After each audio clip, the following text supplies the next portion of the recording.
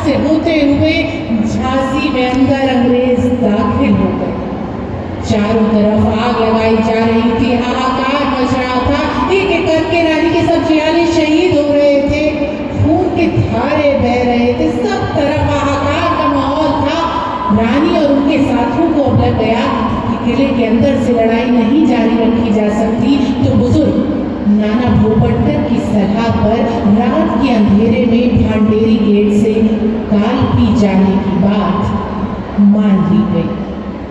तारीख थी 4 अप्रैल 1858।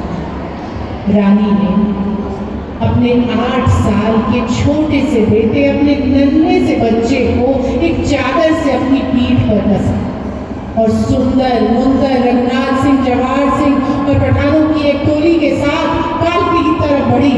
भांडेरी गेट पर पहुंची थी कि वहां देखा अंग्रेज पहले से ही मौजूद है। रानी और अंग्रेजों के बीच जबरदस्त टक्कर हुई। रानी उनको चीरती फाड़ती और हर महादेव का उद्घोष करती हुई बाहर निकल गई।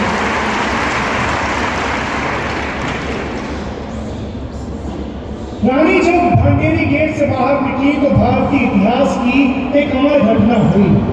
झलकारी नाम की एक आम महिला सिपाही जो रंग रूप का काटी हाव भाव खतो खाल में बिल्कुल रानी ही की तरह थी, उन्होंने खुद को रानी की तरह सजाया, तैयार किया, उन्हीं के कपड़े पहने, उन्हीं के गहने पहने, उन्हीं के घोड़े पर सवार हुई और किले में अंदर आते हुए अंग्रेजों पर काल पत्थर टूट पड़ी और आन की आन में कई अंग्रेजों को खत्म कर डाला।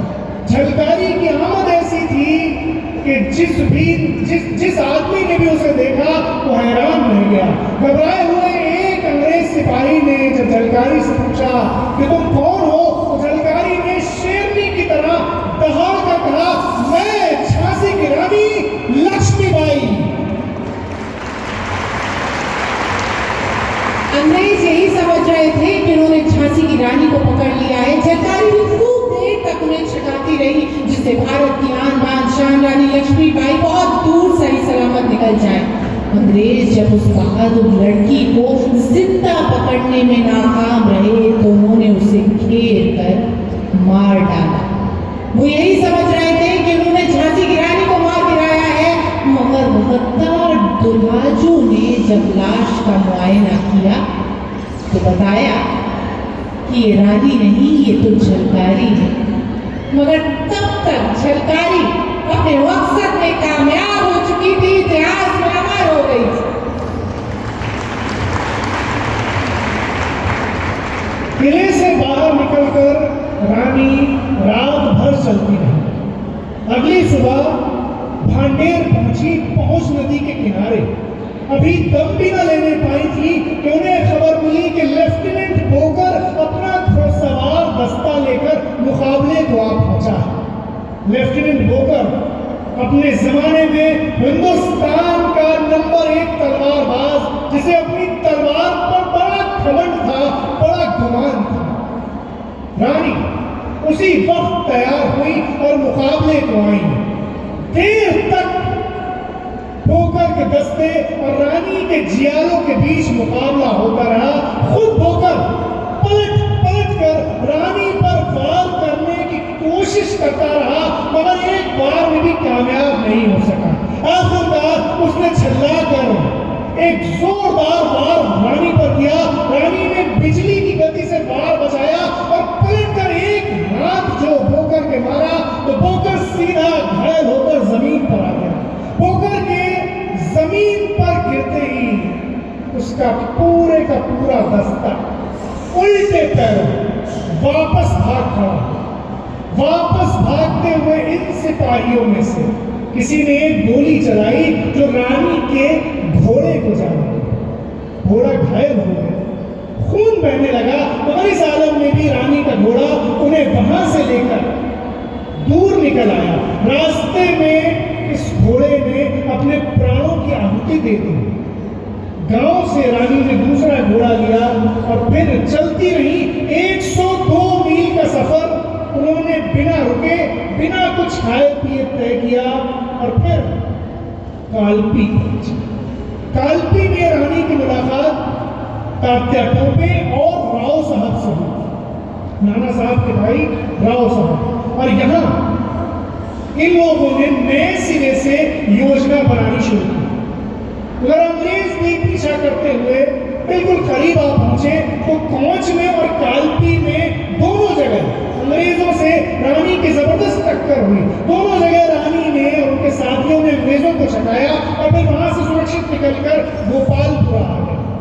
गोपालपुरा में एक बार फिर सारे सरदारों में मीटिंग हुई और यहाँ से रानी ने एक मशवरा दिया। रानी ने मशवरा दिया कि अब आगे की लड़ाई के लिए किले की सख्त जरूरत है। सबने बात का समर्थन किया पर पूछा, आपको कौन सा किला समझ में आता है? रानी बोली, ग्वालियर। ग्वालियर का नाम सुनते ही सब हैरान रह गए, क्योंकि ग्वालियर का किला मध्य भारत में सबसे शानदार और अभेद्य था। वहां की सेना तो रानी से हमदर्दी रखती थी, मगर वहां के महाराज अंग्रेजों के प्रति जरा नर्म थे। लेकिन आखिरकार रानी का मशवरा मान लिया गया और अगले ही दिन तात्या टोपे और रानी ग्वालियर की तरफ बढ़ चले। उन्होंने ग्वालियर के किले पर चढ़ाई कर दी और बड़ी आसानी से, बड़ी कम जद्दोजहद में रानी ने ग्वालियर के किले को जीत लिया और ग्वालियर के किले पर रानी का झंडा फहरने लगा।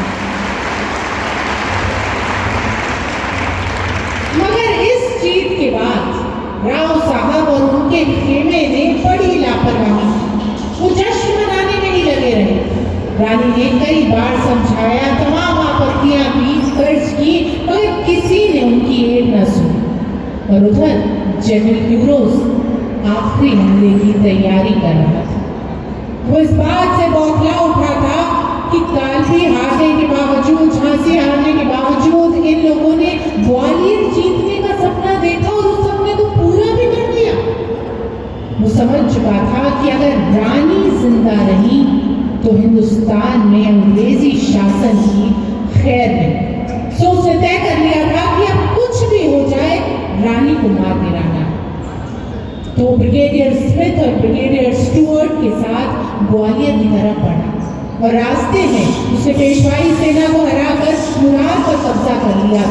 मुरार की हार की बात जब रानी तक पहुंची तब उन्होंने फौरन अपने साथियों को बुलाया और कहा, तैयार हो जाओ, युद्ध शुरू होने वाला है।